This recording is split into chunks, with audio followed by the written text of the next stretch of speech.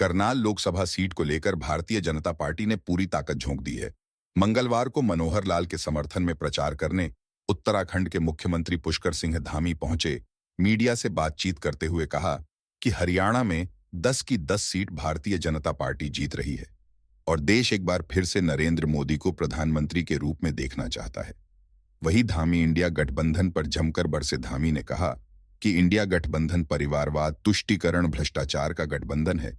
India गठबंधन को धामी ने कौरव तक करार दिया।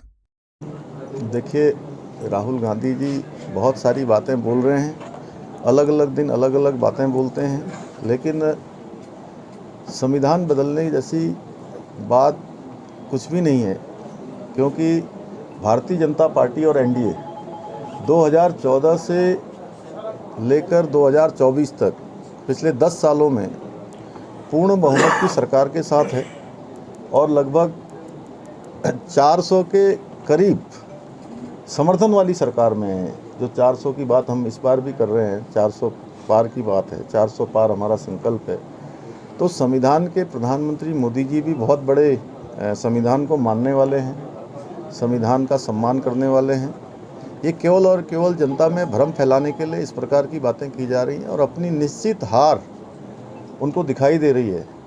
देखिए, पूरे देश के अंदर आज कांग्रेस की स्थिति क्या हो गई है, ये इस बात से आप सब लोग इसका प्रत्यक्ष उदाहरण हमारे सामने है कि कांग्रेस पार्टी के परिवार की या गांधी परिवार की जो परंपरागत सीट थी अमेठी, उस सीट पर वो चुनाव लड़ने की हिम्मत नहीं कर पाए, वहाँ से पलायन कर गए। तो आप स्वयं अंदाज़ा लगा लीजिए कि जो कांग्रेस के युवराज अपनी परंपरागत सीट से नहीं लड़ रहे हैं, तो कहीं ना कहीं उनको हार दिखाई दे रही है।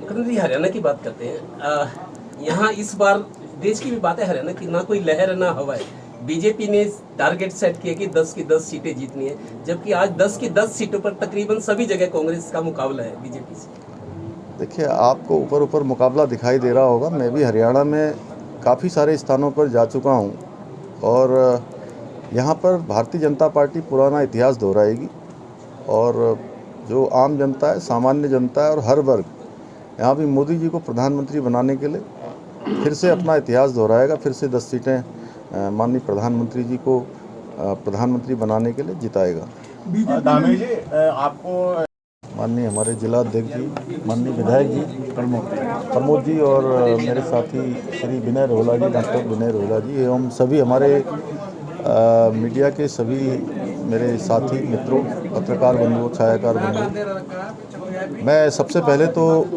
देवभूमि उत्तराखंड के मुख्य सेवक के नाते आप सबका अपनी ओर से स्वागत करता हूं, सबका अभिनंदन करता हूं, आपका धन्यवाद करता हूं कि आप लोग इस तपती दोपहरी में, आज कितना टेम्परेचर हो रहा है यहाँ? अभी 42 है, लेकिन 46 तक था। अधिकतम तापमान 46 डिग्री तक जा रहा है। उसमें भी आप सब लोग अपना लोकतंत्र में जो हमारा चौथा स्तंभ है उसका पूरा कर्तव्य आप सब निभा रहे हैं और लोकतंत्र के महायज्ञ में आप सबकी भी बहुत बड़ी भूमिका है और लोकतंत्र का महायज्ञ चल रहा है और मैं पानीपत की इस महान भूमि पर आया हूँ, ऐतिहासिक भूमि पर आया हूँ, देवभूमि से इस भूमि पर आया हूँ और ये भूमि कई मायनों में ऐतिहासिक है। कई इतिहास इसके साथ जुड़े हुए हैं। शौर्य का इतिहास है, हमारे धर्म संस्कृति को संवर्धन का इतिहास, यहाँ से बड़े वीरों का पराक्रम का इतिहास।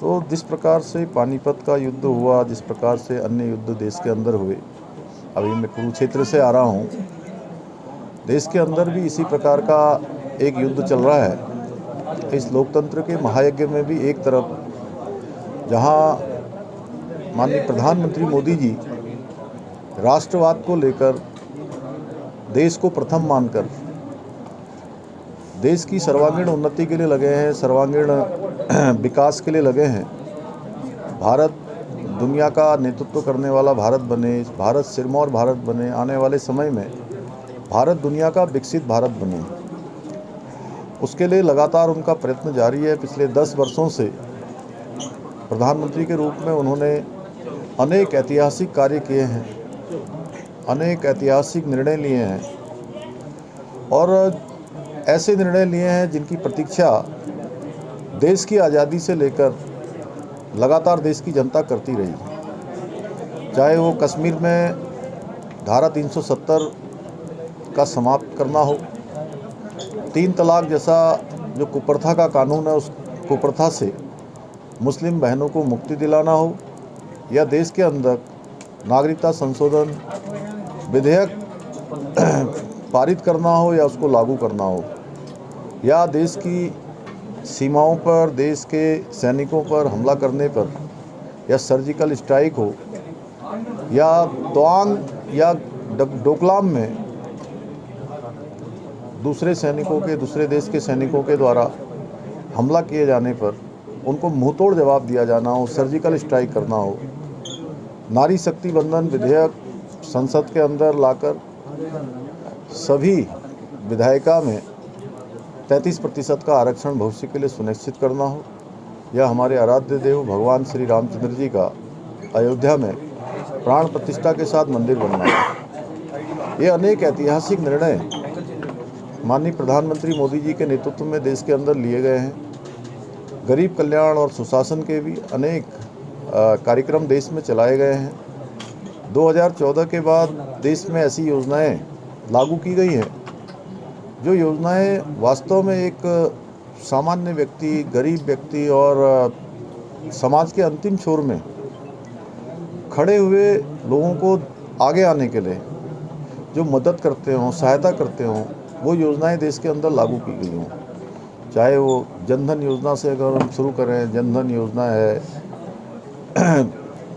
किसान समृद्धि योजना है, किसान सम्मान निधि है, या आयुष्मान भारत योजना है, जल जीवन की मिशन योजना है, उज्ज्वला योजना, स्वच्छ भारत अभियान जिसमें इज्जत घर बनाए गए हों, प्रधानमंत्री आवास योजना हो, या लखपति दीदी योजना हो, अनेक योजनाएं, या कोरोना महामारी में वैक्सीन देने से लेकर, निःशुल्क वैक्सीन से लेकर अन्न की जो योजना चली थी मार्च 2020 में, वो योजना लगातार निरंतरता से अगले 5 सालों के लिए भी बढ़ा दी गई है। ऐसी अनेक योजनाएं देश के लिए समर्पित की हैं। निश्चित रूप से हर वर्ग के उत्थान के लिए इन 10 वर्षों में काम हुआ है और समर्पित भाव से माननीय प्रधानमंत्री जी काम कर रहे हैं।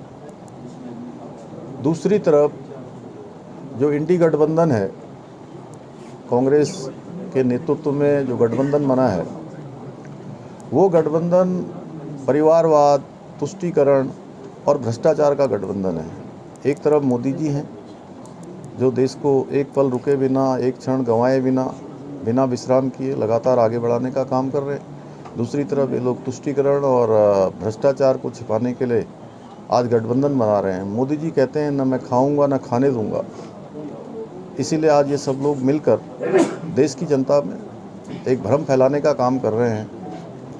एक तरफ कौरव रूपी ये इंडी गठबंधन है, तो दूसरी तरफ माननीय प्रधानमंत्री जी के नेतृत्व में ये राष्ट्र को आगे बढ़ाने वाला एनडीए है। तो देश की जनता में, चूँकि मुझसे इन्होंने पूछा था शुरू में कैसा माहौल चल रहा है, मैं देश के अनेक राज्यों में गया हूँ, अनेक जगह पर गया हूँ।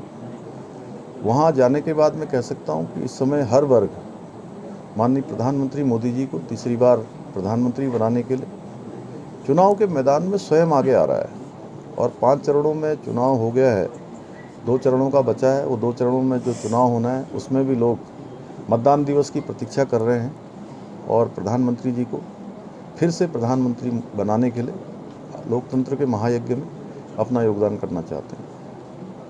मनोहर लाल भी नहीं बच पाए, उनका भी कई बार जो है विरोध हुआ है।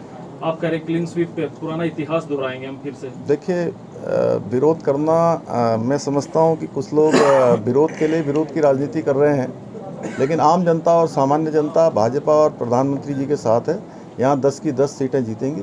मैं देवभूमि से आकर ये दावा नहीं कर रहा हूँ ये बिल्कुल यहाँ की हकीकत आपके सामने बयान कर रहा हूँ। सर ये आखिरी समय में मुख्यमंत्री का अब बदला आपने जाना पूछ लिया, आप दूसरों को पूछ लेंगे, आप अलग से पूछ लीजिए। आखिरी समय में मुख्यमंत्री का बदला जाना, क्या आने वाले विधानसभा चुनाव में क्या उसको भरूपूर्ण नतीजे मिलेंगे या उसका बहुत बढ़िया। देखिए, अभी तो लोकसभा जीतेंगे, उसके बाद विधानसभा जीतेंगे। आपका बहुत बहुत धन्यवाद। आप सबका आभार। कि चारधाम यात्रा एक प्रकार की अलग यात्रा है, बहुत कठिन यात्रा चारधाम यात्रा होती है। बहुत सामान्य सड़कों से वो यात्रा नहीं होती, पैदल यात्रा है, केदारनाथ की हो, यमुनोत्री की हो, और उसके लिए पूरे साल भर वहाँ का प्रशासन, वहाँ की सरकार संपूर्ण व्यवस्था करती है। और हर वर्ष चारधाम आने वाले यात्रियों की संख्या हर वर्ष बढ़ती जाती है। इस वर्ष पिछले 9 दिनों में अभी तक चार धामों में 7 लाख लोगों ने दर्शन कर लिए हैं, जो अपने आप में आज तक का सबसे बड़ी संख्या है। उसके बावजूद भी चूँकि हमारा ये मानना था कि जितने लोग भी देश के चार धाम यात्रा के लिए आते हैं उनके दर्शन अवश्य हों, लेकिन अत्यधिक भीड़ होने के कारण, अत्यधिक संख्या होने के कारण से, चूँकि यात्रियों की सुरक्षा हमारे लिए प्राथमिकता है, हमने अभी ऑफलाइन जो रजिस्ट्रेशन थे वो बंद हो गए। यात्रा सुचारू रूप से चल रही है। मैं सभी से निवेदन करता हूं, आप सबके माध्यम से भी, कि यात्रा शुरू करने से पहले अपना रजिस्ट्रेशन जरूर करवा लें। बिना रजिस्ट्रेशन के अभी यात्रा न करें, क्योंकि यात्रियों की सुरक्षा हमारी प्राथमिकता है। सर, हरियाणा में जेजेपी